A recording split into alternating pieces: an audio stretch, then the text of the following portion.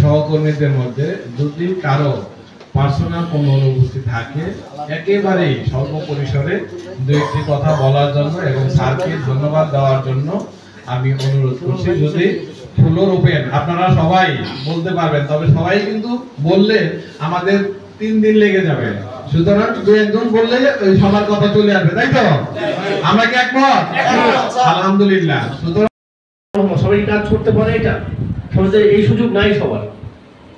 তারপরে সিরাজগঞ্জ পৌরসভাটা যে সুন্দর করতে পারি আমরা, সেই বিষয়ে আমাদের প্রত্যেককে আমরা সচেষ্ট হবো ইনশাআল্লাহ। এবং এই যে ময়দার মিলের কথা হচ্ছে বললেন, সবাই চিহ্নিত করে আমাদের চিঠি দিতে হবে। শুরুতে আমরা চিঠি দিই, চিঠি দিয়ে বন্ধ করে দেই। যেমন আমার এইখানের এই আগামী 4-5টা আমার হচ্ছে ঈদের বাজার আগে আমার 4-5টা আমার নিজের টার্গেট আছে। প্রথম টার্গেট কি? প্রথম টার্গেট হচ্ছে এসএস রোডে প্রত্যেকের বাড়ি অনুসারে, নকশা অনুসারে গ্যারেজ 7 কর্মদিবসের মধ্যে গ্যারেজগুলো ওনারা ঠিক করে দিবেন।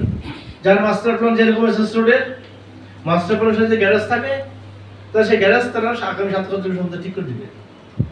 এটা হচ্ছে একটা, আমার মনে হয় তাহলে জ্যামের, এসএস রোডের জ্যাম আমার মনে হয় যে 30% কমে যাবে।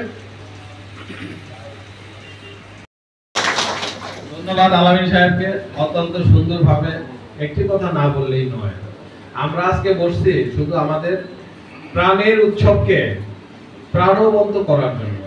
আমাদের কথা, কাজ, আনন্দ আমাদের এগুলো থাকবে একদম নিয়ন্ত্রিত এবং আমরা খুব সুন্দরভাবে ঈদটা উদযাপন করতে পেরেছি।